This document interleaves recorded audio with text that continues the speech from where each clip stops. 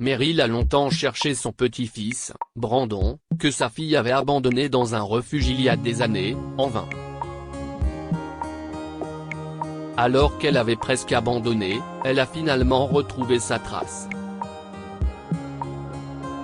Dans un endroit où elle s'est fait remarquer. Tandis que Meryl se dirigeait nerveusement vers la file d'attente grouillante de jeunes fêtards, des pensées envahissaient sa tête. Allait-il croire un seul mot de ce qu'elle va dire? Par où commencer pour tout expliquer? Voulait-il vraiment qu'elle fasse partie de sa vie?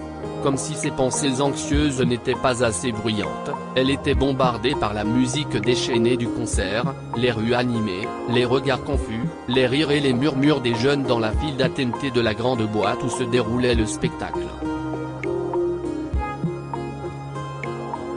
Qui a invité grand-mère? Dit un jeune en riant avec ses amis.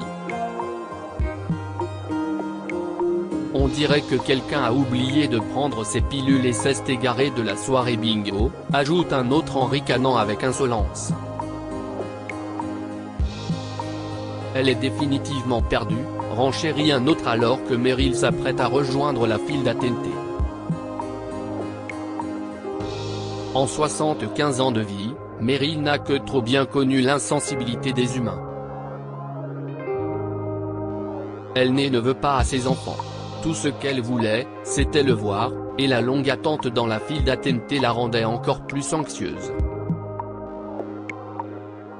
Meryl arriva enfin au début de la file d'attente et le videur, Don, fut déconcerté lorsqu'il vit la femme âgée devant lui.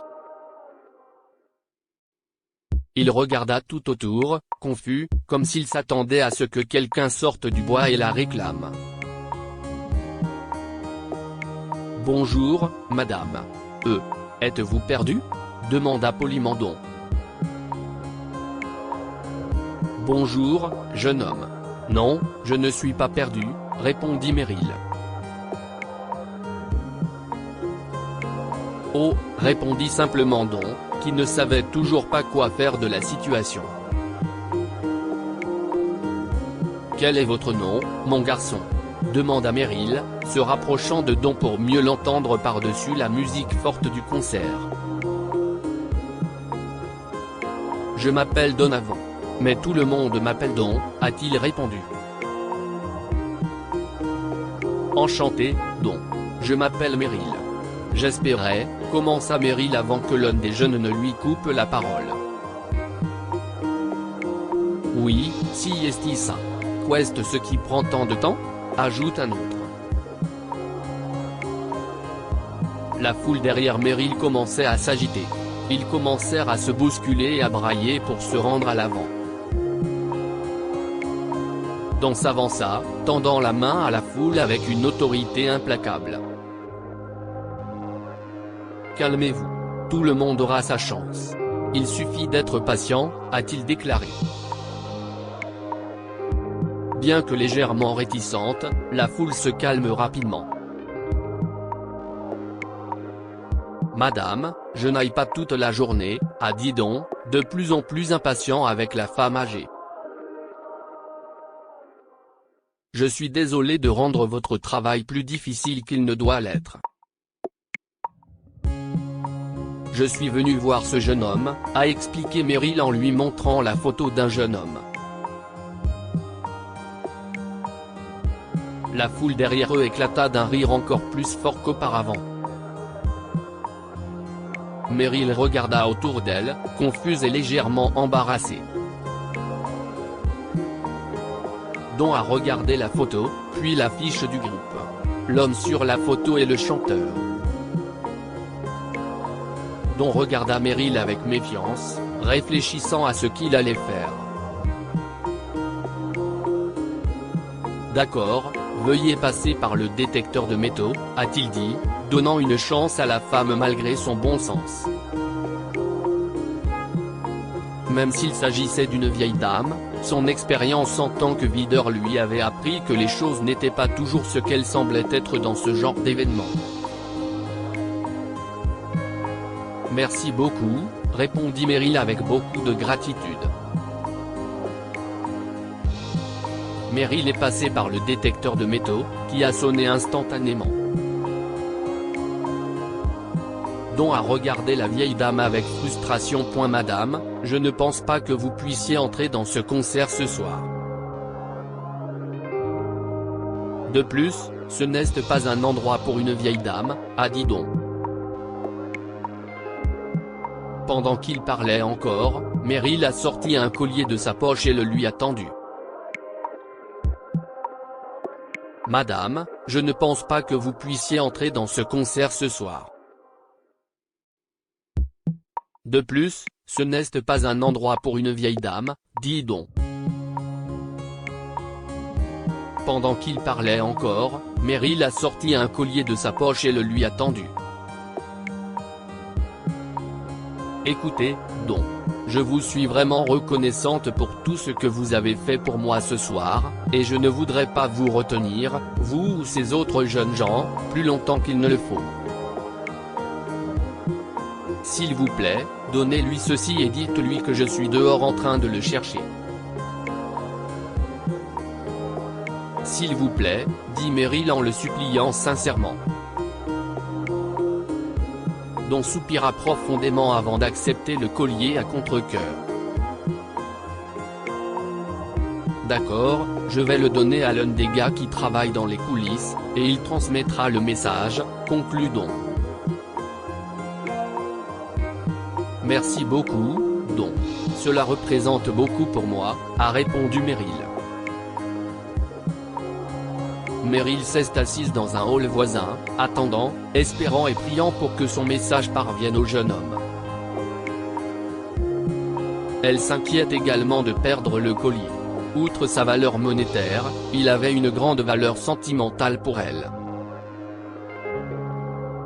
Après quelques minutes d'attente, Meryl a soudainement entendu des applaudissements provenant de la foule qui se trouvait dans la file d'attente autour de celle-ci. Alors qu'elle regardait, Brandon, le chanteur, émergea de la foule en délire qui hurlait d'excitation. CSTL, a dit Don, en conduisant Brandon hors de la foule en délire et vers Meryl. Meryl est devenue nerveuse lorsqu'ils se sont approchés d'elle. Son sourire s'illumina et ses larmes coulèrent lorsque Brandon l'atteignit enfin. Elle inspecta le jeune homme comme s'il venait d'une planète étrangère. Elle fixa ses yeux comme s'il y avait de l'or. Brandon ne dit rien pendant un moment, surpris par le comportement de cette femme. « Où avez-vous trouvé ça ?» a demandé Brandon, reprenant ses esprits à l'endroit au but. « Tu le reconnais ?» a demandé Meryl avec un soupir de soulagement. « Oui, c'était celui de ma mère, » dit-il en ouvrant le médaillon qui contenait une photo de Brandon, âgé de 8 ans, et de sa mère. « Si est-ce une photo d'elle et de moi quand j'étais plus jeune, » a-t-il ajouté, caressant doucement le pendentif en se remémorant les souvenirs. « Comment avez-vous fait pour l'avoir ?» demanda Brandon, avec beaucoup plus d'insistance cette fois-ci. Meryl se mit à pleurer devant la photo, puis revint à Brandon, toujours incrédule. « Brandon, je suis ta grand-mère. Si est ma fille, » dit-elle avec hésitation en montrant la photo. « Pas du tout, Brandon. Ta mère, Bridget, était ma fille. » « Nous sommes de la même famille, Brandon, » a confié Meryl. « Non, ce n'est pas possible. La famille de ma mère me détestait. Et elle. » Commença Brandon, maintenant en larmes. Il a pris un moment pour se ressaisir. Il a respiré profondément, puis a continué. « Elle a fini par m'abandonner dans un orphelinat. On ne m'a plus jamais revu, » raconta-t-il, le cœur brisé. « Je ne sais pas où vous avez eu ça, madame. Mais vous pouvez le garder. Je n'aille pas de famille, a répondu Brandon en essuyant ses larmes et en jetant le médaillon par terre. Il se tourna ensuite vers Don et lui demanda « Et Don, s'il te plaît, ne m'appelle pas à l'extérieur pour de telles bêtises. Cette femme est manifestement folle. » Brandon se dirigea vers le concert, se fondant dans la foule qui l'embrassait sous des applaudissements. « Vous allez bien, madame ?» demanda Don, qui s'empressa de la relever. « Asseyons-nous. Je vais vous donner de l'eau, » a-t-il dit, en l'asseyant et en attrapant une bouteille d'eau dans le couloir, avant de la donner à Meryl. « Merci, Don. Ça va aller. C'était juste un peu accablant. »« Je peux quand même entrer ?» demanda Meryl en avalant une énorme gorgée d'eau. « Entrez, madame ?» lui a demandé Don, déconcerté. « Je suis sûr qu'on peut s'arranger, madame, » a dit Don, compatissant avec la vieille dame. « J'espère juste que vous êtes d'accord. Si est assez fou là-dedans, » a-t-il ajouté. « Oh, je vous en prie. J'ai fait la fête dans les années 50. » « Ce n'est rien, » rétorqua Meryl avec humour et tous les deux se mirent à rire. Ensuite, Don aida la femme âgée à se lever et l'accompagna dans le concert. Meryl était toujours en admiration devant Brandon, surtout lorsqu'elle le voit sur scène faire ce qu'il aime. Elle a assisté au concert en pleurant de joie et de tristesse. Elle a ressenti la joie en voyant son petit-fils dans son élément, faisant ce qu'il aimait.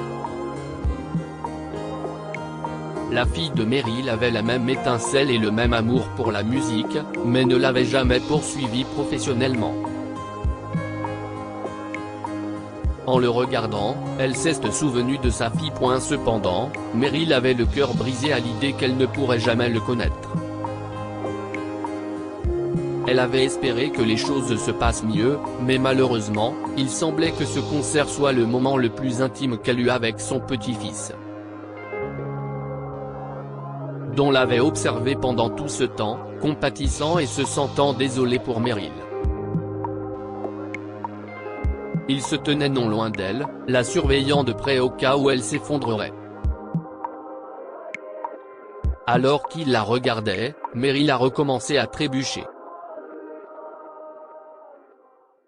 Don se précipita vers elle, l'aida à entrer dans la salle du personnel et l'allongea sur le canapé. « Je vais bien, Don, je suis juste un peu fatigué et j'ai le cœur brisé. À mon âge, trop d'activité, qu'elle soit émotionnelle ou physique, peut vous conduire à l'hôpital.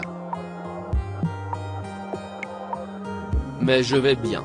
J'ai juste besoin d'un peu de temps pour récupérer, si est tout, » a répondu Meryl. « D'accord, alors. Je vais attendre avec toi jusqu'à ce que tu ailles mieux, » lui dit Don en s'asseyant à côté d'elle. Don et Meryl ont conversé pendant le reste du concert, et elle lui a raconté son histoire. Meryl n'avait jamais su pour Brandon. Sa fille, Bridget, l'avait mis au monde et l'avait élevé en secret pendant environ 8 ans. Bridget s'est enfuie avec un petit ami que Meryl désapprouvait. Chaque fois que Brandon interrogeait sa mère sur sa famille, celle-ci se contentait de répondre à l'enfant que sa famille le détestait et ne pouvait pas être avec lui. Juste avant que Brandon n'atteigne l'âge de 6 ans, son père les a quittés, lui et sa mère. Bridget l'a élevé seule pendant 2 ans, mais elle a commencé à tomber malade. Se rendant compte qu'elle n'avait pas les moyens de l'élever alors que les frais médicaux s'accumulaient, elle l'a confié à un orphelinat. Des années plus tard, Bridget est arrivée sur le pas de sa porte dans un état de faiblesse, lui demandant de l'aider à retrouver son fils. Bridget a raconté tout ce qui s'était passé au fil des ans. Elle a raconté à Meryl qu'elle avait essayé de le retrouver à l'orphelinat, mais que les informations le concernant avaient disparu et que Brandon était perdu dans le système. Meryl a accepté de l'aider, et pendant 2 mois, elles ont cherché Brandon, mais en vain. Bridget est décédée la même année. Meryl a apprécié le temps qu'elles ont passé ensemble avant sa mort. Et bien qu'il ait été difficile d'envisager tout cela avec Brandon, elles ont fait en sorte que ça soit le cas. Le dernier souhait de Bridget à sa mère était d'apporter le médaillon à Brandon et d'être là pour lui, car elles étaient la seule famille qui lui restait. Et maintenant, je suis là, essayant de faire exactement cela, a dit Meryl, concluant l'histoire alors qu'elle était assise sur le canapé avec Don, ayant l'air d'aller beaucoup mieux. Si est toute une histoire. Alors, comment avez-vous fait pour le trouver? Questionna Don. Eh bien, honnêtement, après quelques années, j'ai cessé de chercher.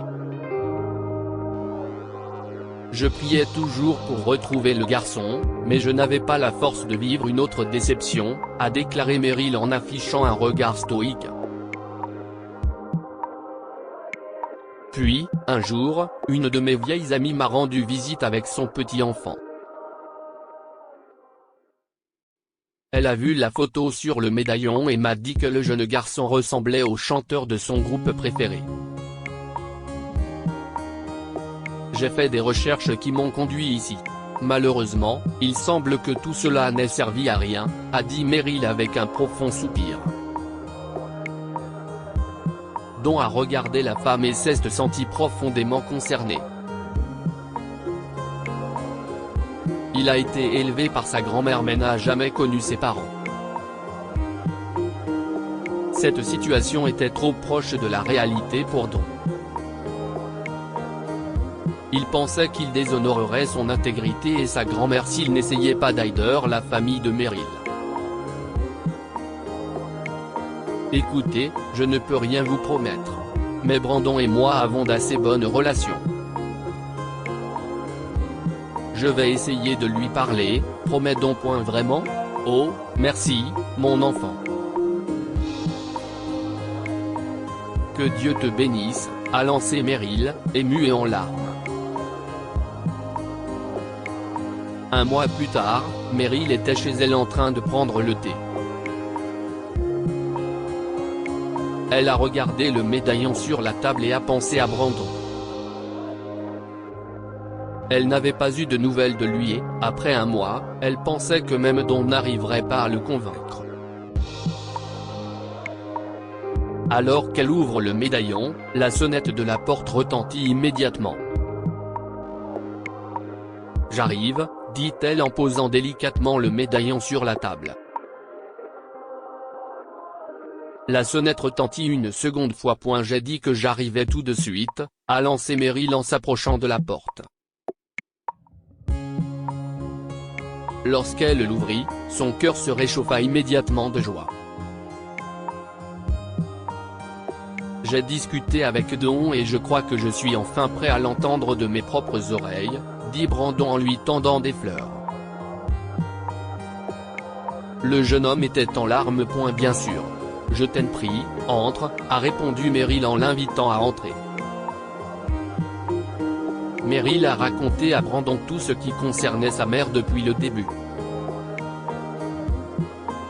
Elle lui a donné le médaillon et lui a fait part de l'amour de sa fille pour lui. Brandon a fondu en larmes en apprenant la mort de sa mère.